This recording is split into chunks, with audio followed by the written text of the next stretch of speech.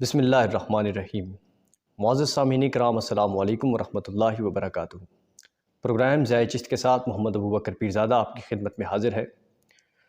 ناظرین کرام، جیسا کہ آپ کو معلوم ہے کہ اس پروگرام میں ہم سلسلہ عالیہ چشتیہ نظامیہ کے مشائخ کا مختصر تذکرہ کرتے ہیں، جس میں حضرت خواجہ فضیل ابن عیاض رضی اللہ تعالیٰ عنہ تک تمام مشائخ کا ہم نے مختصر تذکرہ کیا۔ لیکن آج ہم سلطان الہند خواجگاں خواجہ غریب نواز حضرت خواجہ معین الدین حسن چشتی اجمیری رحمۃ اللہ تعالیٰ علیہ کے حوالے سے گفتگو کریں گے، جنہوں نے بر صغیر پاک و ہند میں دین اسلام کو فروغ دیا۔ ناظرین کرام، انہی کے حوالے سے ہم آج گفتگو کریں گے اور ہمارے ساتھ موجود ہوں گے حضرت علامہ مولانا پیر محمد اسلم رضوی صاحب۔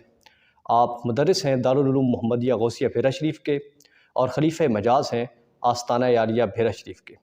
سب سے پہلے میں حضرت کا پروگرام میں خیر مقدم کرتا ہوں۔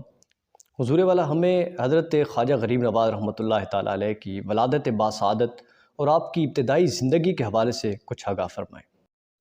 نحمدہ ونصلی ونسلم علی رسولہ الکریم، اما بعد فاعوذ باللہ من الشیطان الرجیم، بسم اللہ الرحمن الرحیم۔ سب سے پہلے میں پروگرام ضیاء چشت میں دعوت حاصل ہونے پہ جناب پیرزادہ ابو بکر ہاشمی صاحب کا شکر گزار ہوں کہ جنہوں نے مجھے یہاں حاضری کا موقع نصیب فرمایا۔ حضرت خواجگاں خواجہ غریب نواز معین الدین حسن چشتی سنجری اجمیری رحمۃ اللہ تعالیٰ علیہ، آپ اولیاء کی صف کے بہت بڑے انسان ہیں۔ لفظ ولی کے جتنے معنی ہیں ان سب کا اطلاق آپ کی شخصیت پہ بدرجہ اتم ہوتا ہے۔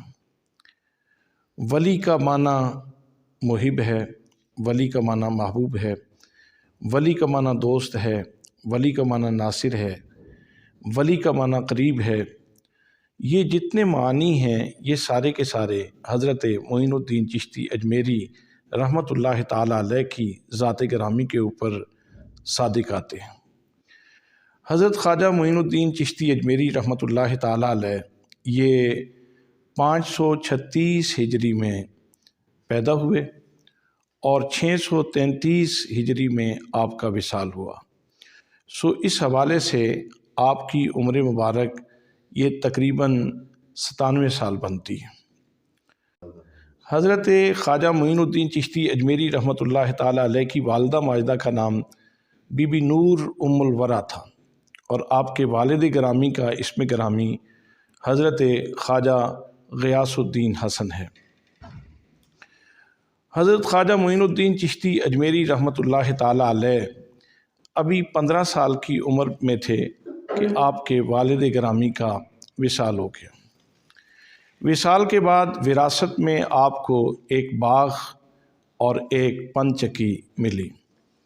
آپ اپنی معیشت کی سرگرمیوں میں مشغول ہو گئے، پن چکی سے کام کرنے لگے اور اپنے باغ کو اس کی رکھوالی کرنے لگے۔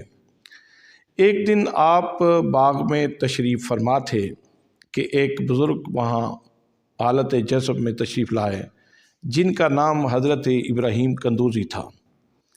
آپ نے ارشاد فرمایا، بیٹا کچھ کھانے کے لیے دے سکتے ہو؟ تو آپ نے پھل توڑے اور بڑی ادب اور تکریم کے ساتھ ان کی خدمت میں پیش کیے۔ فقیر کا دریائے رحمت جوش میں آیا اور انہوں نے اپنی بغل سے ایک کھلی نکالی اور نکال کے اس کو چبا کے حضرت معین الدین چشتی اجمیری رحمۃ اللہ تعالیٰ علیہ کے منہ میں ڈال دی۔ بس یہ کھلی منہ میں جانے کی دیر تھی کہ حضرت معین الدین چشتی اجمیری رحمۃ اللہ تعالیٰ علیہ کو استغناء قلبی حاصل ہو گیا۔ اس کھلی نے اندر کا نظام تہو بالا کر دیا اور اللہ کریم کا شوق سینے میں اجاگر کر دیا۔ روح کی پاتال میں اللہ کریم نے جو جوہر محبت انڈیلا تھا اس کی ساری گرد دور کر دی اور اس کو تازہ کر دیا۔ اب آپ وہاں سے اپنے باغ کو بیچتے ہیں پنچکی کو بیچتے ہیں اور سارے کا سارا سرمایہ اللہ کے راستے میں دے کر وہاں سے پھر پڑھنے کے لیے نکل جاتے ہیں۔ حضور والا، کچھ لوگ یہ کہتے ہیں کہ جو صوفی ہوتا ہے وہ عالم نہیں ہوتا، وہ علم حاصل نہیں کرتا، تو اس حوالے سے آپ ارشاد فرمائیں کہ آپ اس کے بعد علم حاصل کرنے کے لیے بھی کہیں تشریف لے گئے تھے؟ جی، بات یہ ہے کہ ولی کہتے ہی اس ہستی کو ہیں جس کے پاس اللہ کی معرفت ہو، عرفان ہو، تو عرفان اور معرفت کے بغیر کوئی ولی کیسے بن سکتا ہے؟ تو یہ الگ بات ہے کہ کچھ اولیاء وہ ہیں کہ جن کو لدنی علم اللہ کریم عطا فرما دیتا ہے، اور کچھ وہ ہیں کہ جن کو کسبی علم عطا کیا جاتا ہے۔ تو حضرت خواجہ معین الدین چشتی اجمیری رحمۃ اللہ تعالیٰ علیہ آپ ان لوگوں میں سے ہیں جنہوں نے باقاعدہ قرآن مقدس کو حفظ کیا ہے، اور اس کے بعد آپ نے مقتدر علماء سے جو مروجہ علوم ہیں وہ سارے کے سارے پڑھے ہیں، اور پڑھنے کے بعد پھر آپ اپنے مرشد کی تلاش میں نکلتے ہیں، اور آپ جب نیشا پور میں پہنچتے ہیں تو وہاں قصبہ ہارون میں آپ کی ملاقات حضرت خواجہ عثمان ہرونی رحمۃ اللہ تعالیٰ علیہ سے ہوتی ہے۔ تو آپ ان کی مجلس واعظ میں شریک ہوتے ہیں، تو ان کے علوم و معارف سے متاثر ہوتے ہیں، اور پھر آپ اپنے آپ کو ان کی غلامی میں ان کے دست اقدس پہ بیعت کے لیے پیش کر دیتے ہیں۔ حضور والا، آپ نے یہاں حضرت خواجہ عثمان ہرونی رحمۃ اللہ تعالیٰ علیہ کا ذکر فرمایا ہے، تو چونکہ وہ آپ کے مرشد کریم بھی ہیں، تو اس حوالے سے آگاہ فرمائیں کہ حضرت خواجہ عثمان ہرونی رحمۃ اللہ تعالیٰ علیہ نے آپ کو کس طرح نوازا اور کس طرح آپ کو خرقہ خلافت عنایت فرمایا؟ حضرت خواجہ عثمان ہارونی رحمۃ اللہ تعالیٰ علیہ کو اہل سیر نے قطب وقت کہا ہے، اور آپ کو اللہ کریم نے کمال عظمتوں سے نواز رکھا تھا۔ جب حضرت خواجہ غریب نواز آپ کی خدمت میں حاضر ہوتے ہیں بیعت کے لیے، بیعت فرمایا، اور پھر آپ نے ارشاد فرمایا کہ اب مجھے آپ سورہ بقرہ سنائیں۔ تو آپ فرماتے ہیں کہ میں نے ساری سورہ بقرہ ایک مجلس میں آپ کو سنا دی۔ تو پھر آپ نے ارشاد فرمایا کہ اب 60 دفعہ سبحان اللہ کا وظیفہ کرو۔ تو اس طرح آپ نے سبحان اللہ کی تسبیح پڑھی، اور اس کے بعد پھر آپ متوجہ ہوئے اور آپ نے ارشاد فرمایا کہ یہ تمہارے وظائف ہیں، یہ وظائف پڑھو اور ایک دن اور ایک رات ریاضت کرو۔ ایک دن اور ایک رات کی ریاضت کے بعد پھر جب حاضر ہوئے تو آپ نے ارشاد فرمایا کہ آج تم 1000 دفعہ سورہ اخلاص پڑھو۔ سورہ اخلاص کی تلاوت کی، 1000 مرتبہ وظیفہ کیا، پھر آپ نے ارشاد فرمایا اب ذرا اوپر دیکھو، نظر کہاں تک جاتی ہے؟ تو آپ عرض کرتے ہیں کہ حضور عرش تک میری نظر جا رہی ہے، سبحان اللہ، عرش اعلیٰ تک نظر جا رہی ہے، اور نیچے دیکھو ذرا، تو نیچے فرماتے ہیں تحت الثری تک میری نظر جا رہی ہے۔ کہتے ہیں نگاہ ولی میں وہ تاثیر دیکھی، بدلتی ہزاروں کی تقدیر دیکھی۔ ایسے جب اللہ کریم کے ولی نے توجہ فرمائی تو حجابات اٹھا دیے۔ آپ ارشاد فرماتے ہیں کہ میرے شیخ نے پھر ارشاد فرمایا کہ 1000 مرتبہ مزید سورہ اخلاص پڑھو۔ پھر پڑھی تو آپ نے فرمایا اب دیکھو کہ کہاں تک نظر آتا ہے۔ تو اوپر جب نظر اٹھائی تو حجاب عظمت تک نظر جا رہی تھی۔ اس کے بعد آپ نے ارشاد فرمایا یہ میری دونوں انگلیوں کے درمیان دیکھو کیا نظر آ رہا ہے۔ تو اس طرح جب آپ نے کیا تو میں نے عرض کی کہ حضور اب تو ان 2 انگلیوں میں مجھے 18,000 عالم نظر آ رہے ہیں۔ اللہ کے ولی کی توجہ کیسے کیفیات کو بدل دیتی ہے، اور قرآن مقدس میں اس کی دلیل موجود ہے۔ جب حضرت سلیمان علیہ السلام نے ارشاد فرمایا تھا کہ تخت لانا ہے، تو حضرت آصف بن برخیہ نے عرض کی تھی حضور میں لے کے آؤں گا، اور پلک جھپکنے سے پہلے لے کے آؤں گا۔ ہاتھ تو ہلا نہیں، پاؤں تو ہلا نہیں، حرکت تو کی ہی نہیں، وہیں بیٹھے بیٹھے فقط توجہ کی، اور بھاری بھرکم تخت ایک جگہ سے دوسری جگہ پہ منتقل کر دیا۔ اگر بنی اسرائیل کا ولی اور جناب سلیمان علیہ السلام کا امتی اگر وہ اپنی توجہ سے اتنا بھاری بھرکم تخت ایک مقام سے دوسری جگہ منتقل کر سکتا ہے، تو سرکار دو عالم صلی اللہ تعالیٰ علیہ وسلم کی امت کا عظیم فرد بھی توجہ فرمائے تو حضور خواجہ خواجگان خواجہ معین الدین چشتی اجمیری رحمۃ اللہ تعالیٰ علیہ کو اپنی 2 انگلیوں میں 18,000 عالم دکھا سکتا ہے۔ حضور آپ کا جو لقب غریب نواز ہے تو یہ بڑا معروف لقب ہے، اور اس حوالے سے کئی لوگ اس پہ اعتراض کرتے ہیں کہ غریب نواز تو صرف اللہ کی ذات ہے اور کوئی نہیں ہو سکتا، تو یہ جو آپ کا لقب ہے اس حوالے سے آپ کیا ارشاد فرماتے ہیں کہ ان لوگوں کو کیا جواب دینا چاہیے؟ دیکھیں جی، بات یہ ہے کہ اللہ کریم کے جتنے اسماء ہیں وہ توقیفی ہیں، تو جتنے توقیفی اسماء ہیں اسماء حسنہ، ان میں تو کہیں کوئی غریب نواز کا لفظ ہمیں نہیں ملتا۔ یہ تو فارسی کی ترکیب ہے اور پھر اردو میں متداول ہوا، مروج ہوا، تو کسی لفظ کا ترجمہ کہیں تشریح کر کے غریب نواز کا لفظ نکالا جا سکتا ہے، لیکن اگر اس پہ بھی ضد ہو کہ یہ اللہ کریم کی صفت ہے تو پھر ہم پوچھیں گے کہ زندہ ہونا بھی تو اللہ کی صفت ہے۔ اللہ لا الہ الا هو الحی، اللہ کے سوا کوئی عبادت کے لائق نہیں اور اللہ زندہ ہے، تو پھر اس کا مطلب یہ ہے کہ آپ کسی کو زندہ نہ کہیں، پھر کسی کو زندہ نہ کہیں۔ تو جب ہم کسی اور بندے کو یعنی مخلوق میں سے جب کسی کو زندہ کہتے ہیں تو اس کا مفہوم اور ہے، اور جب اللہ کریم کے بارے میں زندگی کا تصور لاتے ہیں یا زندہ ہونے کی صفت جو ہے ادھر منسوب کرتے ہیں تو اس کا مفہوم اور ہے۔ جتنی صفات ہیں اللہ کریم کی، ان میں اور بندوں کی صفات میں 5 طرح کا فرق ہے۔ اللہ کریم کی ذات و صفات وہ واجب الوجود ہے، اور اللہ کی صفات جو ہیں وہ ذاتی ہیں۔ اللہ کریم کی ذات واجب الوجود ہے، اور مخلوق جتنی بھی ہے ساری کی ساری ممکن الوجود ہے، تو اس لیے واجب اور ممکن کبھی برابر نہیں ہو سکتے۔ دوسرے نمبر پہ اللہ کریم کی تمام صفات ذاتی ہیں اور مخلوق کی تمام صفات عطائی ہیں، اور ذاتی اور عطائی کبھی برابر نہیں ہو سکتے۔ اور اسی طرح اللہ کریم کی صفات قدیم ہیں اور مخلوق کی صفات حادث ہیں، اور حادث اور قدیم یہ کبھی برابر نہیں ہو سکتے۔ اللہ کریم کی صفات لامحدود ہیں اور بندوں کی صفات محدود ہیں، محدود اور لامحدود کبھی برابر نہیں ہو سکتے۔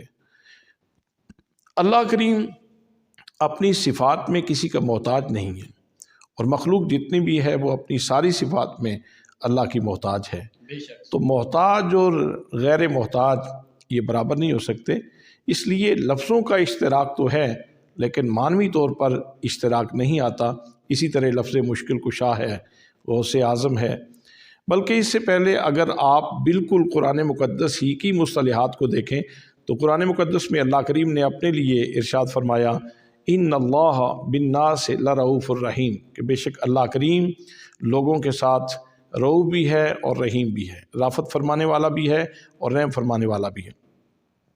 اپنے حبیب صلی اللہ تعالیٰ علیہ وسلم کے بارے میں ارشاد فرمایا لقد جاءکم رسول من انفسکم عزیز علیہ ما عنتم حریص علیکم بالمؤمنین رؤوف الرحیم، کہ نبی کریم صلی اللہ تعالیٰ علیہ وسلم مومنوں کے ساتھ رافت فرمانے والے رؤوف ہیں اور رحم فرمانے والے ہیں۔ تو وہی لفظ رؤوف اللہ نے اپنے لیے استعمال کیا ہے، وہی لفظ رؤوف اللہ نے جو ہے وہ اپنے حبیب کے لیے استعمال کیا ہے۔ اسی طرح لفظ رحیم بھی ہے۔ تو صرف لفظوں کے اشتراک سے شرک نہیں ہوتا، کسی بھی لفظ کا جب مکمل اس سینس میں مفہوم لیا جائے جس سینس میں اللہ کے لیے لیا جا رہا ہے تب جا کے شرک ہوتا ہے، اور کوئی بھی مومن اس طرح کا عقیدہ بالکل نہیں رکھتا۔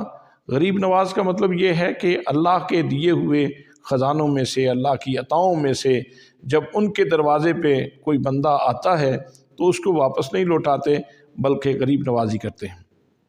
اس حوالے سے مجھے ایک واقعہ جو حضور سیدی و مرشدی حضور غریب نواز دیوان کریم حضرت قبلہ پیر محمد امین الاسناد شاہ صاحب سجادہ نشین آستانہ عالیہ بیرا شریف اکثر سنایا کرتے ہیں۔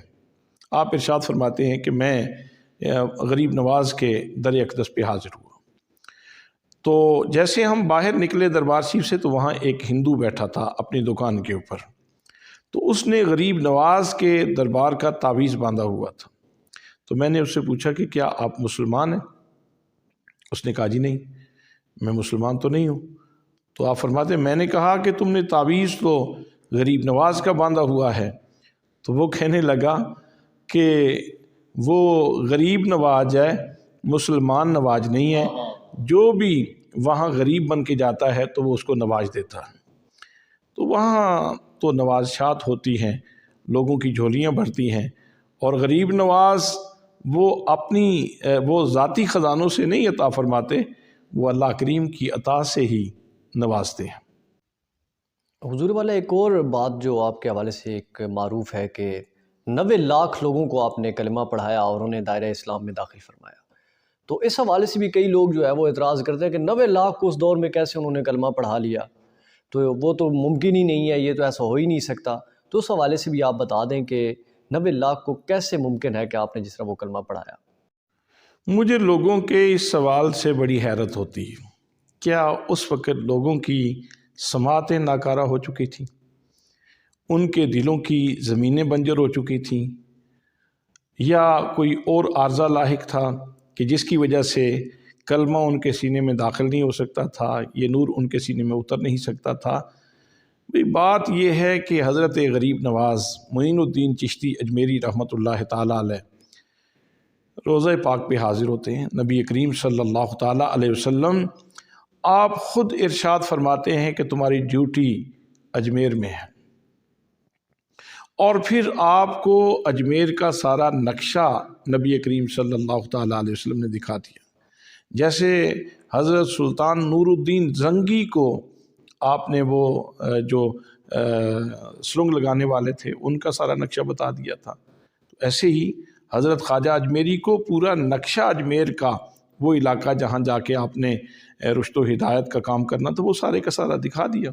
آپ یہاں تشریف لائے، لیکن آپ کا طریقہ یہ تھا کہ آپ کسی ایک جگہ پہ بیٹھتے نہیں تھے، چونکہ ایک منصب آپ کو تفویض کیا گیا تھا، ایک ذمہ داری آپ کے کندھوں پہ تھی، آپ اس کی ادائیگی کے لیے مسلسل سفر پہ رہتے تھے، کبھی ایک شہر میں، کبھی دوسرے شہر میں، کبھی تیسرے شہر میں، کبھی چوتھے شہر میں، اور انداز یہ تھا کہ جہاں تشریف لے جاتے لوگوں کا جھمگھٹا لگ جاتا تھا، نگاہ میں تاثیر تھی، جس کے اوپر پڑتی تھی۔ تبلیغ سے بھی لوگ مسلمان ہوئے، لیکن غریب نواز کی نگاہ میں یہ تاثیر تھی کہ نگاہ سے بھی لوگ کلمہ پڑھ لیتے تھے۔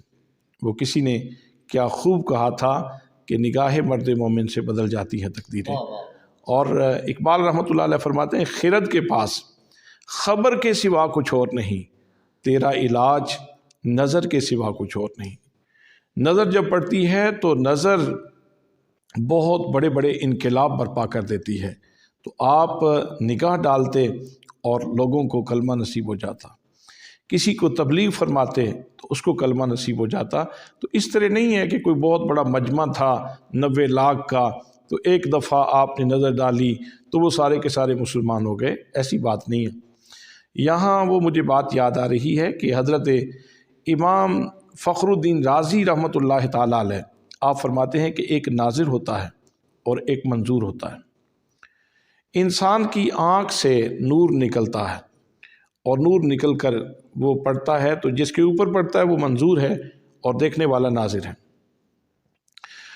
تو سبھی لوگوں کی آنکھوں کا نور ان کو خود کو راستہ دکھاتا ہے، لیکن غریب نواز وہ شخصیت ہے کہ جن کی آنکھوں کا نور جب کسی پہ پڑتا ہے تو اس کو جنت کا راستہ دکھا دیتا ہے، اس کو اللہ کا راستہ دکھا دیتا ہے، اور اس کو اللہ کے رسول کا راستہ دکھا دیتا ہے۔ تو حضرت خواجہ غریب نواز نے یہ ایک ہی لمحے میں یہ کام نہیں کیا، بلکہ میں نے جیسے پہلے عرض کیا ابتدا میں کہ تقریباً 97 سال آپ کی عمر ہے، اور علوم متداولہ حاصل کرنے کے بعد پھر ساری زندگی آپ کی اسلام کی تبلیغ و اشاعت میں ہی تو گزری ہے۔ تو اس طرح ساری زندگی اسفار میں گزاری، اور حضور صلی اللہ تعالیٰ علیہ وسلم کا پیغام گھر گھر، نگر نگر، کریا کریا، جگہ جگہ پہنچایا۔ حضور والا ہمارے ناظرین کو آخر میں حضرت خواجہ غریب نواز رحمۃ اللہ تعالیٰ علیہ کی چند کرامات اور آپ کے وصال کے حوالے سے کچھ ارشاد فرمائیں۔ حضرت خواجہ خواجگاں خواجہ غریب نواز رحمۃ اللہ تعالیٰ علیہ کثیر الکرامات شخصیت ہیں، اور یہاں یہ بات بھی عرض کرنا فائدے سے خالی نہیں ہوگا کہ اسلامی جتنے بھی فرقے ہیں، کلمہ گو جتنے بھی لوگ ہیں، ان سب کا کرامات پہ جو ہے وہ سب کرامات کو مانتے ہیں۔ صرف ایک گروہ ہے کلمہ گو لوگوں کا جن کو معتزلہ کہا جاتا ہے، وہ اولیاء کاملین کی کرامات کا انکار کرتے ہیں۔ تو آج کل ایک نیا فتنہ پیدا ہوا ہے، وہ کرامات کو حقارت کی نظر سے دیکھتے ہیں، حالانکہ قرآن مقدس میں اللہ کریم نے اولیاء کی کرامات کا ذکر کیا ہے۔ ہاں، فرسودہ کہانیاں نہیں ہونی چاہیے، جو سکہ اور ثبوت کے ساتھ چیز مل جائے اس کو تسلیم کرنا چاہیے۔ حضرت خواجہ خواجگاں خواجہ غریب نواز معین الدین چشتی اجمیری رحمۃ اللہ تعالیٰ علیہ، آپ جب سبزوار میں تشریف لائے تو آپ کے ساتھ ایک خادم موجود تھا۔ تو ایک اسماعیلی شیعہ جو بڑا کٹر قسم کا رافضی تھا اور بڑا متعصب تھا، اور صحابہ کرام کے بارے میں اکثر دشتام ترازی کرتا، غیر پارلیمانی زبان استعمال کرتا، تو آپ اس کے باغ میں تشریف لے آئے۔ وہ حاکم تھا اس علاقے کا۔ تو خادم نے عرض کی کہ حضور یہاں بیٹھنے کی جگہ نہیں ہے، وہ بڑا فرسودہ خیال آدمی ہے، کہیں آپ کی بے ادبی نہ کرے۔ تو آپ نے فرمایا کوئی نہیں، اللہ کی زمین پہ بیٹھے ہیں، آئے گا تو پھر بات کر لیں گے۔ جب یادگار محمد آیا تو اس کا قالین بچھایا گیا، تو جہاں آپ تشریف فرما تھے تھوڑی فاصلے پہ قالین بچھا دیا اس کے کارندوں نے۔ تو اس کی جب نظر پڑی حضرت غریب نواز کے اوپر تو کہنے لگا یہ فقیر کون ہے اور اس کو یہاں سے نکالا کیوں نہیں گیا؟ اس کے اقتدار کے ماتھے پہ پسینہ آیا۔ جیسے ہی اس نے تلخ نظروں سے ادھر دیکھا نا تو خواجہ صاحب کی بھی نظر پڑ گئی۔ تو حضور غریب نواز نے جیسے ہی دیکھا تو اس کے پسینے چھوٹ گئے اور بے ہوش ہو گیا۔ جب ہوش میں آیا تو کہنے لگا حضور مہربانی فرمائیں، غلاظت سینے کی دھل چکی ہے، اب مجھے بارے دیگر کلمہ بھی پڑھائیں اور مجھے اپنے غلامی میں قبول بھی فرمائیں۔ تو آپ نے پھر اس کو کلمہ پڑھایا اور اس کو وظائف تلقین کیے اور اس کو منزل مقصود پہ پہنچایا، ولی کامل بنایا، اور پھر اس نے اس حکومت کو چھوڑ دیا اور فقیر ہو گیا اور صاحب منصب ہو گیا۔ اسی طرح حضور خواجہ غریب نواز رحمۃ اللہ تعالیٰ علیہ کی اور بھی بہت ساری کرامات ہیں۔ ایک حکیم تھے ضیاء الدین صاحب، جن کو فلسفہ اور منطق سے خاص لگاؤ تھا، اور وہ کوئی فقیر اگر ان کو مل جاتا تصوف کے اوپر خاص طور پہ وہ تان و تشنی کے تیر برسایا کرتے تھے۔ تو حضور خواجہ غریب نواز تشریف فرما تھے تو وہ حکیم ضیاء الدین صاحب آئے اور انہوں نے آ کے جو ہے وہ آپ کو تنگ کرنا شروع کیا۔